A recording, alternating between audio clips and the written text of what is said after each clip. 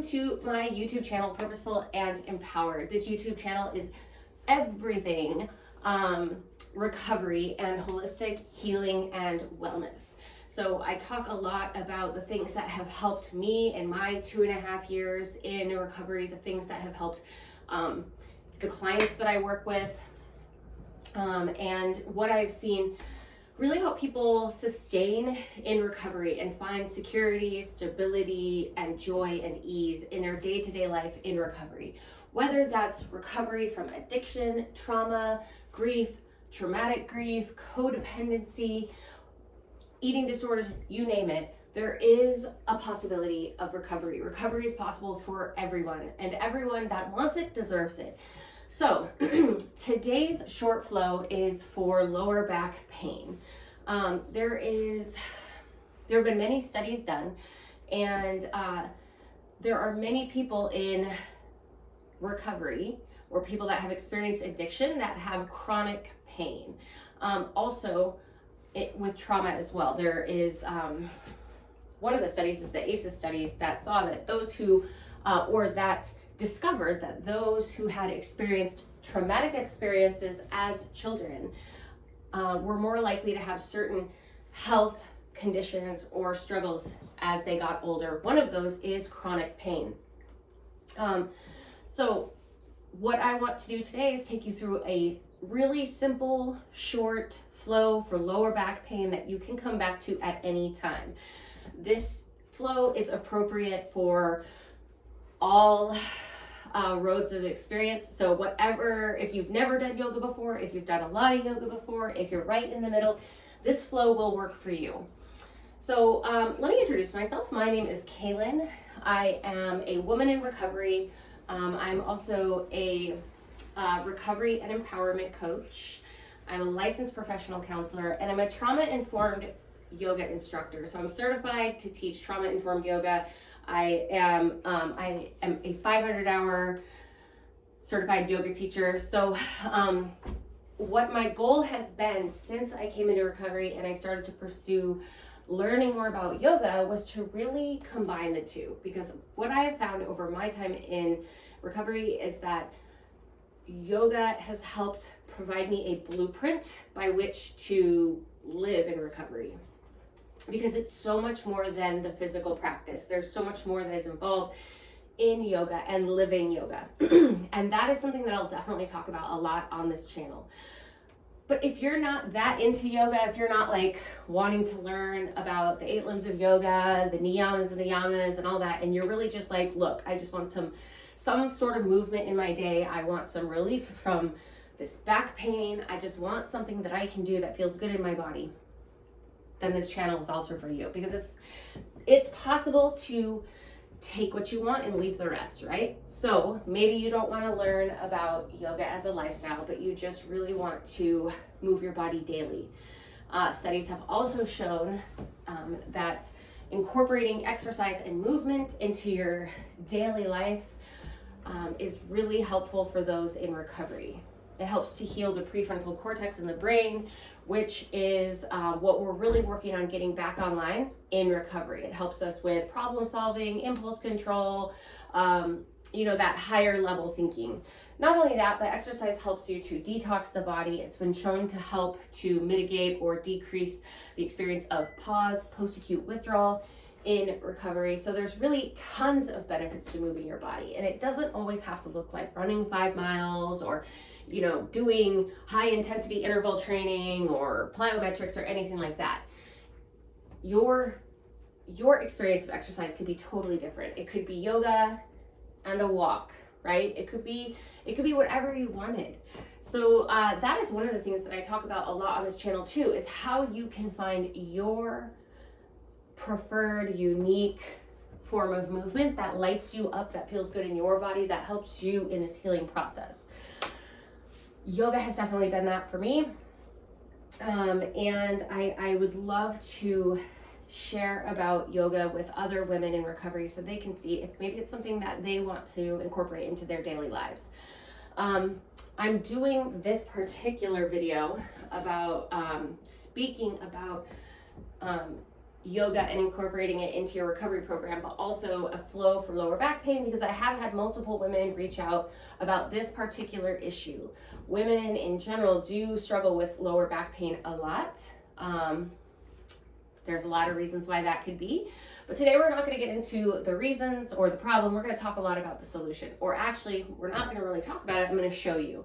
So come to a stand on your mat if you have a mat. If you don't have a mat, no worries.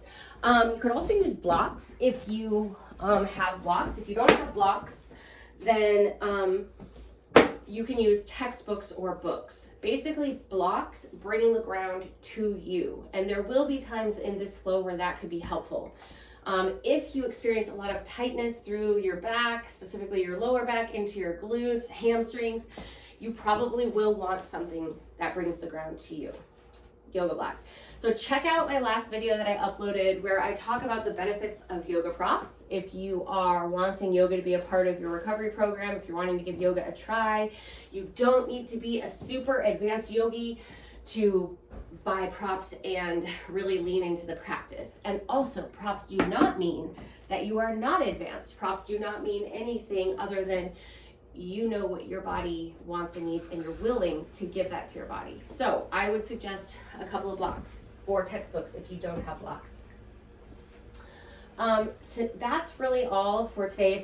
If you want a bolster, that is what this is. It can be nice to sit up on because it's really important to have a neutral pelvis when we're sitting in yoga.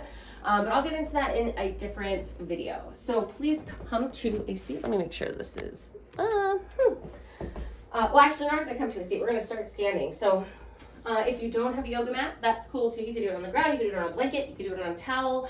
It just depends. The towel might move around. But come to a standing at the front of your mat. So you come into mountain pose, toes together, heels apart. Or what often feels better for most people, especially if they are relatively new to yoga, is to have their feet about hip width apart, which is fist width apart. So if you take your fist and you put it between your feet, that's kind of how far apart you want your feet to be. So you're going to push down, ground down through all four corners of your feet. Pick up your toes, spread them apart, place them back down. You really want to feel like you're rooting down into the ground energetically. You're really feeling stable, but also you want to feel an energetic lift up through the inner arches of your feet. So with all of your energy, you're rooting down into the ground, finding that stability, and then you're pulling energy up from the earth, up the inner arches of your feet, up your knees, up your back, and up out the back of the crown of the head. The energy moving in opposing directions really helps us to feel how we can be very grounded, but also lifted, right? And you want your knees to be soft, which means not locked out. So just a slight bend, squeezing the quads, pulling the kneecaps up towards your hip points. If you find that your booty is sticking out, pull the tailbone under slightly so that you have that nice neutral pelvis. Pull the belly button in towards the spine. Hands are just down by your side. Roll the shoulders up, back, and down. Leading with your heart. The chin is parallel with the earth. Go ahead and pull your chin back in space a little bit so you can lengthen the back of the neck, and then lengthen up towards the sky with the back of the crown of the head. Beautiful. From here, take a nice big inhale through the nose. Exhale it out through the mouth. Love it. One more of those. Inhale through the nose. Belly's expanding, ribs are expanding in every direction. And exhale it out with a sigh through the mouth. Good. Now, throughout this practice, we're going to breathe in through the nose on a count of 4 and breathe out through the nose on a count of 4. Really connecting to our breath. The breath allows us to move into the parasympathetic nervous system, which is rest and digest. And that's where we heal. physically, mentally, and emotionally, and spiritually. Take this moment to arrive for your practice today.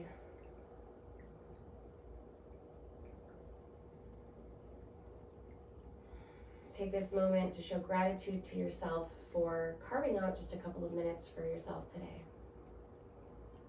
Close your eyes for a second.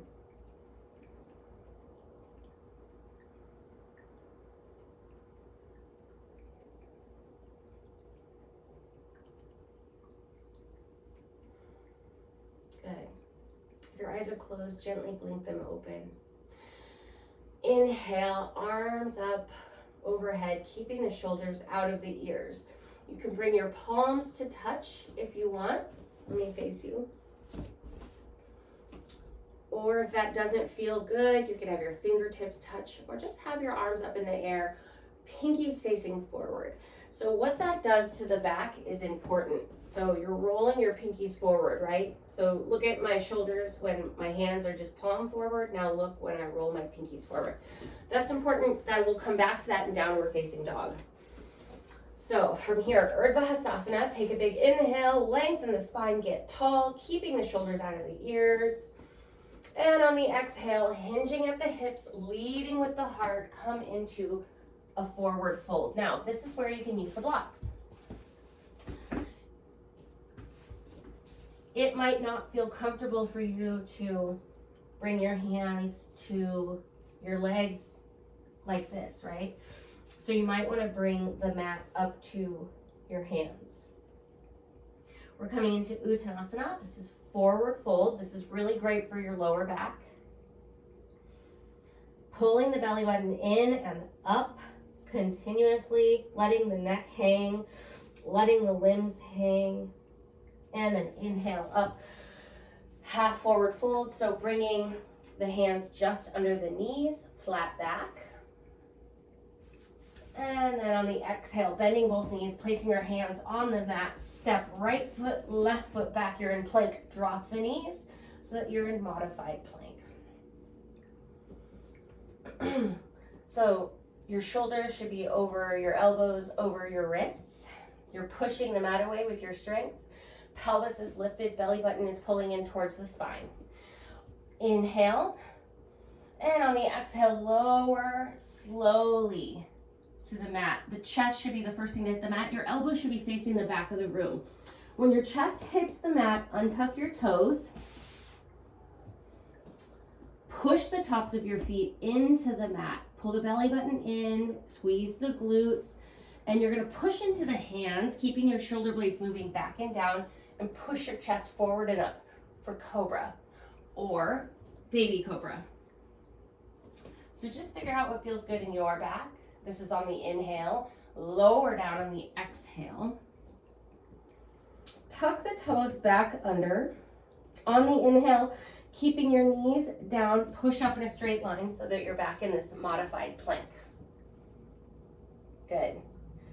On the exhale, push your hips up and back for downward facing dog.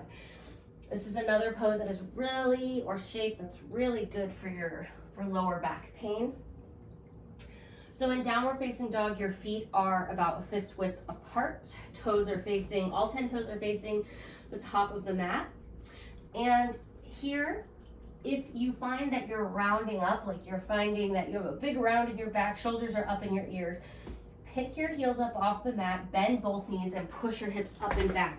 Keep pushing your hips up, up, up, and back, back, back. And then this should give you this nice straight line from your tailbone to the back of the crown of the head. Good. Keep breathing here. We're going to take a couple breaths here. Your hands should be shoulder width apart. Your pointer fingers should be pointing straight ahead. So that means your fingers are slightly turned out.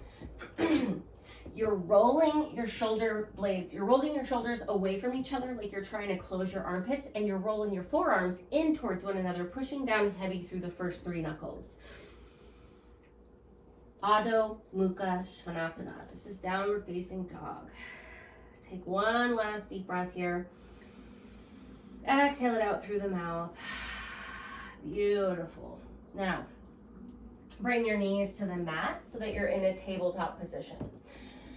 So tabletop is shoulders over elbows over wrist and hips over knees.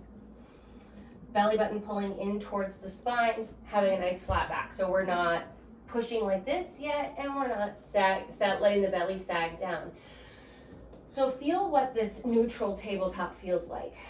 Feel how this takes muscle control and concentration to not have the back move any which way. So now we're going to come into cat-cow. So on the inhale, you're going to let the pelvis, tilt the pelvis forward, point the tailbone up at the sky, push your chest through your arms. So like pushing your chest forward and up, okay? On the inhale, really arching the back. On the exhale, coming into cat, you're going to push the mat away with all of your strength. Tuck your tailbone, bring your chin to your chest, and really round the back. This is super good for your back. Inhale, cow.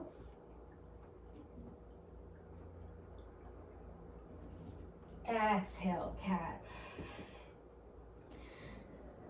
Now you can incorporate some swaying, some rocking, some circles. Inhale, cow. Exhale, cat. We're going to go through 2 more rounds at your own pace.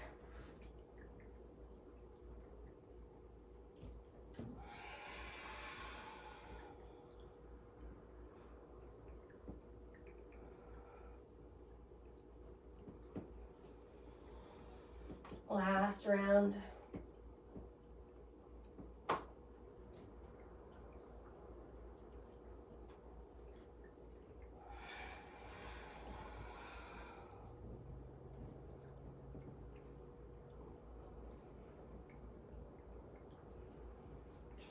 Okay, coming back into a neutral pelvis. Bring your knees closer together. And what we're going to do is you're going to bring the hips back for a second, and then you're going to make circles. So circle out to the right, come forward, circle to the left. Just doing some circles, some hip circles, warming up the lower body, the shoulders, the wrists. You can move as fast or slow as you want. And switch directions. Remembering to keep pushing the mat away so that your shoulders don't sneak up into your ears. Notice what's going on in your body. Notice any thoughts or feelings. Let's have one more circle here. And then we're going to come into child's pose. So there's 2 forms of child's pose. We're gonna go through Savasana, the standard. So bringing your knees together and your feet are flat on the mat. So you're pushing your seat back. So push your hips and your seat back, seat to feet, so that your bottom is touching your heels. And your arms are gonna be out in front of you. And you're just gonna bring your forehead to the mat. If that doesn't feel comfortable, there's a couple options. You can use your block or your books to bring your forehead to the blocks or the books, or you can stack your fists and bring your forehead to the fists. So we're gonna take 5 breaths here. This is a very calming pose. It's good for lower back pain. It's a very grounding pose. Anytime you bring your forehead to rest on something, it's very grounding.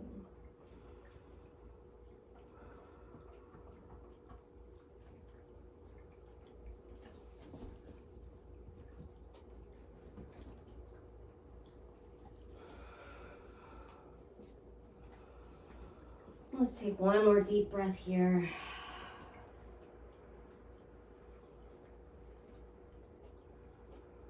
On the next inhale, lift the head. and come back into this tabletop. We're actually gonna come forward and lay on your belly, and then bring your hands in front of you. So you're gonna have your shoulders, your elbow is directly under your shoulder, your forearms are on the mat, your fingertips are facing the front edge of your mat, so the short edge of your mat. You're pushing the tops of your feet into the mat. Again, pulling the belly button in towards the spine. And then you're pushing into the mat with your elbows. And you're pressing your forearms and your hands into the mat. Your chest is lifted, shoulders are back and down, and you're looking straight ahead. This is called Sphinx.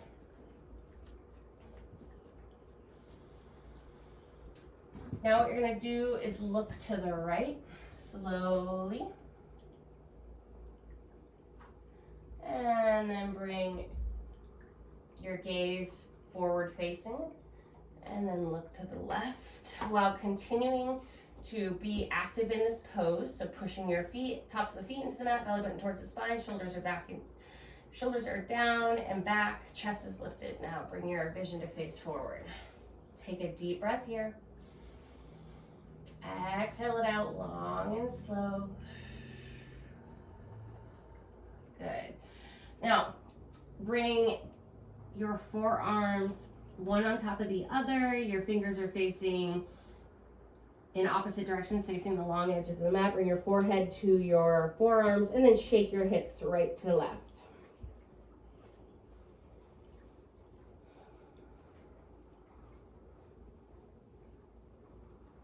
Good. Bring your hands right on the other side of your chest, just under your shoulders.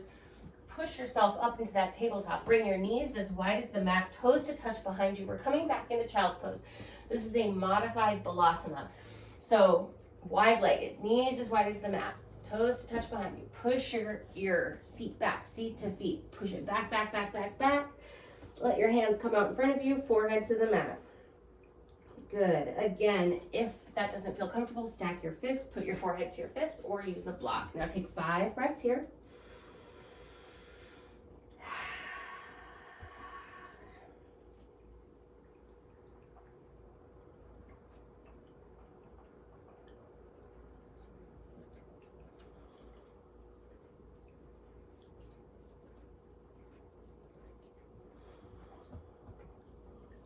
Last breath, take a nice deep inhale in through the nose.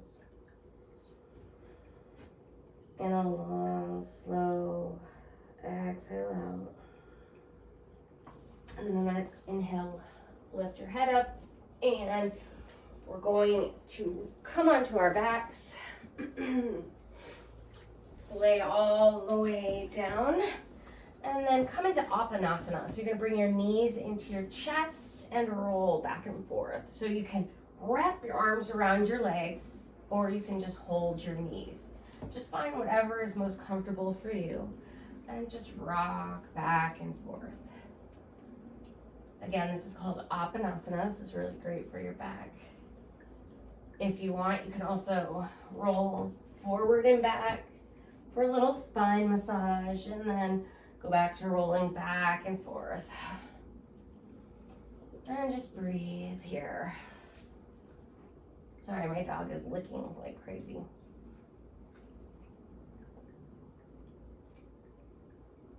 Keep breathing, keep rocking back and forth.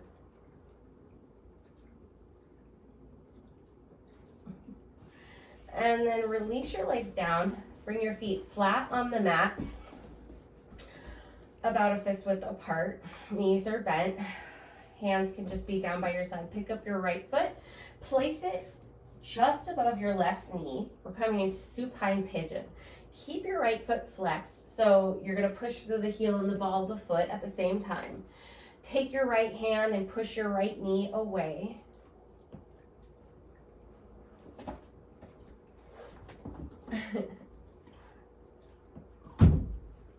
You might want to stay there.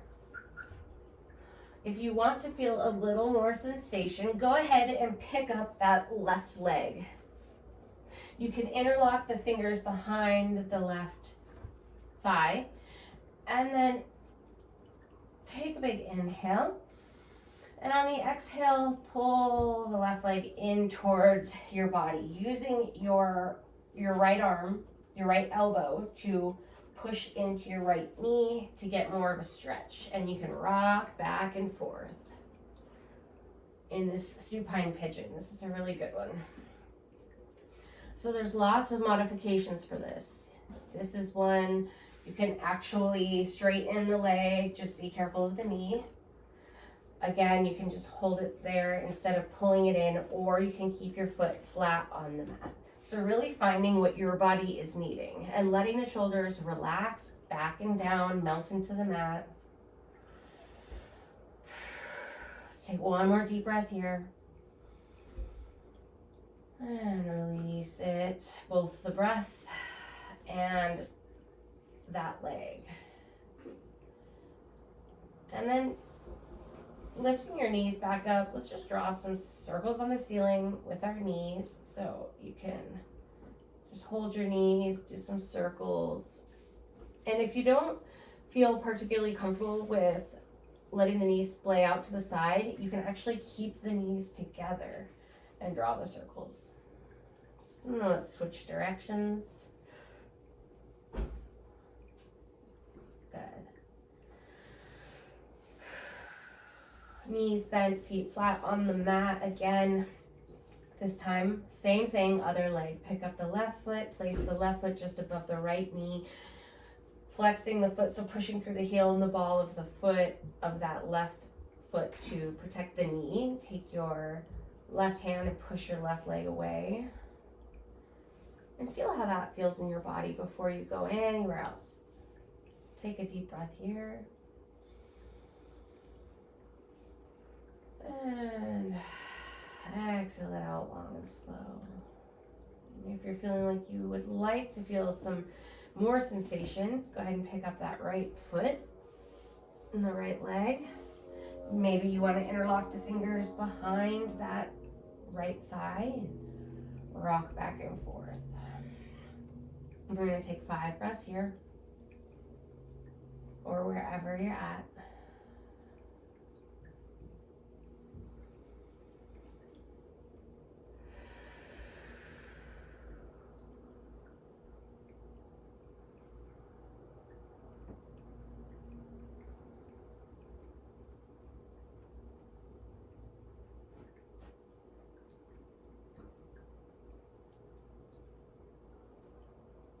Last breath here.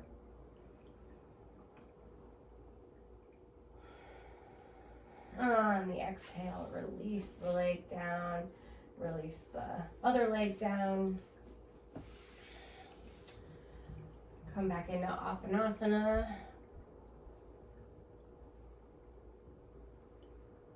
And then find stillness and let the left leg go long while you're going to keep the right leg pulled in towards the body. So interlock the fingers around the right shin.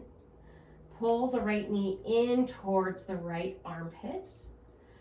Left leg is long and engaged, so you're squeezing the left quad. Toes are pointing up at the ceiling. Shoulders are melting back and down into the mat. They're relaxed. Belly button is in towards the spine. You can roll that right ankle if you want. Just taking a couple breaths here, and then you're going to take your left hand to your right knee. You're going to roll over onto your left hip, okay? Taking your right leg over to your left. So we're coming into a supine twist. Take your right hand out straight from the shoulder to a T. Look out over your right fingertips, okay? If you find that your shoulders are lifting up, just come out of the twist a little bit. No, boy. And again, this is called a supine twist. This is really great for your back as long as you don't push yourself too far. This is a very relaxing pose. Sorry, my dog has major separation anxiety. She wants to basically be in my skin. She's on my blocks.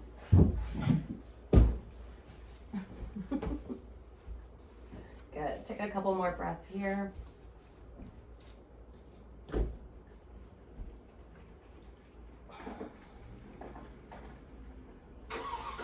And then roll onto your back. Again, bringing both knees into the chest. Take a couple rolls.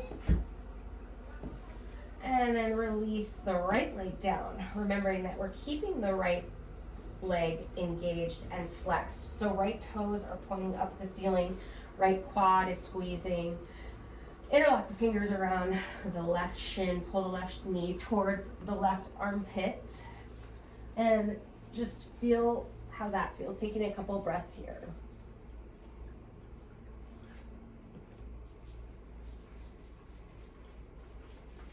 Pulling out.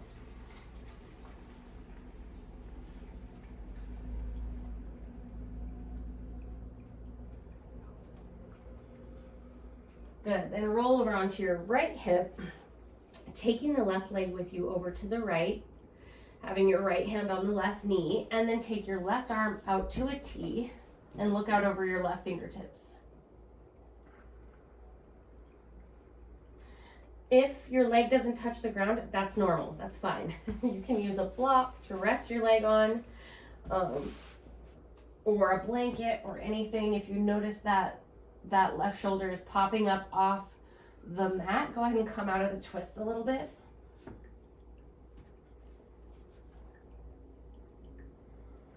And just breathe here.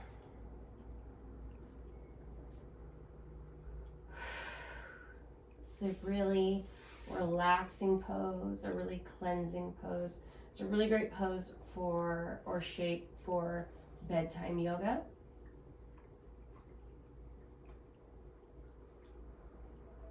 And again, really great for lower back pain.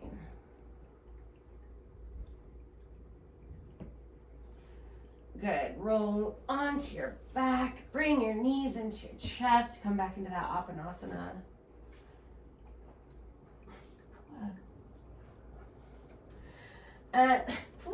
Sorry, she won't stop licking. And then take your legs long, arms up overhead. Come into a good morning stretch. Arching the back a little bit, but not too much. And then relax here. And for Savasana today, I want us to do something a little different. You can have your feet as wide as the mat and allow your knees to knock in towards one another. Or you can come into Supine Baddhakonasana. So bottoms of your feet are touching, knees are splaying out to either side. And just breathe here for Savasana. Allowing the wisdom of the practice to integrate into your body, your mind, and your soul.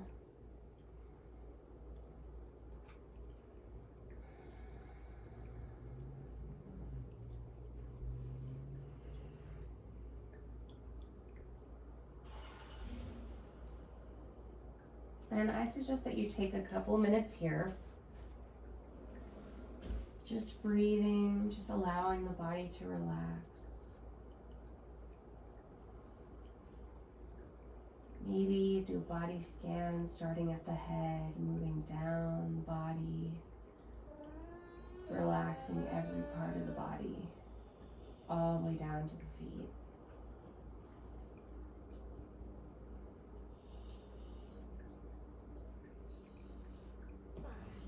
If you don't have time for that, like me, you need to get going, use the hands to bring the legs together.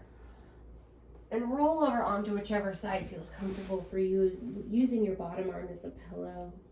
Take a deep breath here. Let it go. Using the strength of your top arm, go ahead and push yourself up slowly. Letting the head be the last thing to come up and come into a comfortable seated position. Take a couple of deep breaths here. And close the practice by bringing your right hand to your belly, left hand to your heart space. Taking a deep inhale through the nose. Exhale it out through the mouth with a sigh. And give yourself gratitude for carving out this time and space for yourself and your needs today and your recovery. It's not easy to choose ourselves. It's not easy to carve out that time. It's not easy to make time for self-care. So when you do it, celebrate yourself.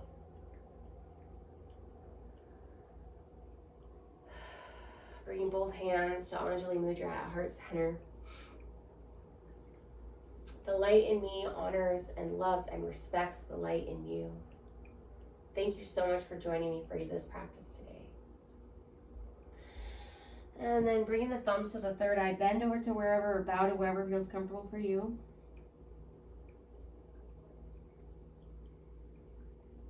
Thanking the earth, thanking the universe. I hope that you find ease and joy throughout this day. Love, light, and seeing you in your highest potential. Thank you. Also remember, we've got Recovery Fest on September 26th and 27th in honor of Recovery Month. There's going to be a lot of awesome things going on in Recovery Fest. It's going down in the private Facebook group, Purposeful and Empowered, which is a Facebook group for women on a healing and recovery path. We're going to have angel and tarot card readings. We're going to have yoga, all different kinds of yoga, coaching. We're going to have recovery education, oils for relapse prevention, inspirational speakers, storytelling workshops, 305 fitness dance classes, money mindset for those in recovery. We're going to have a lot, and there's going to be a lot of giveaways. So if you want to join, use the link in this video to register, and then you'll get an email with the deets and show up. Also, the next round of the 6-week journey, which is a 6-week group coaching container for women in recovery, women who are on a healing and recovery journey, who really want to release self-judgment, shame, and guilt and self-blame through self-forgiveness and self-compassion, and doing the inner work, doing the shadow work. That's what this program's all about. I've gotten amazing feedback on the round that we are just now wrapping up. It is it's just been a really amazing experience. So it's a 6-week group coaching container, but there are 2 individual calls at the beginning and at the end. So it actually ends up being about, 8 weeks. And then it's 2 group calls per week. So 12 group calls, 2 individual calls, and a private Facebook group, private messenger group, and access to me for anything that comes up throughout the course of the time that we're doing this work. It's a really fun program based off 3 different therapeutic frameworks. So cognitive behavioral therapy, motivational interviewing, and dialectical behavioral therapy, all combined together. Then we bring in different healing techniques like inner child work, meditation, pranayama, embodiment exercises, trauma-informed yoga, so much more, EFT, there's lots. So if that sounds like something you might be interested in, then go ahead and reach out to me. Either email me, Kaylin at purposefulempowered.com, or find me on socials, purposeful.empowered on Instagram, or Kaylin Kelly on Facebook. So thank you so much for joining me. Can't wait to see you again.